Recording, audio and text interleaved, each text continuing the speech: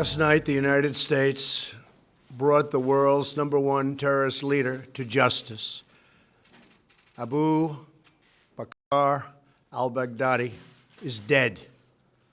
He was the founder and leader of ISIS, the most ruthless and violent terror organization anywhere in the world.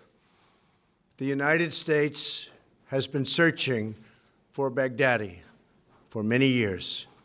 Capturing or killing Baghdadi has been the top national security priority of my administration.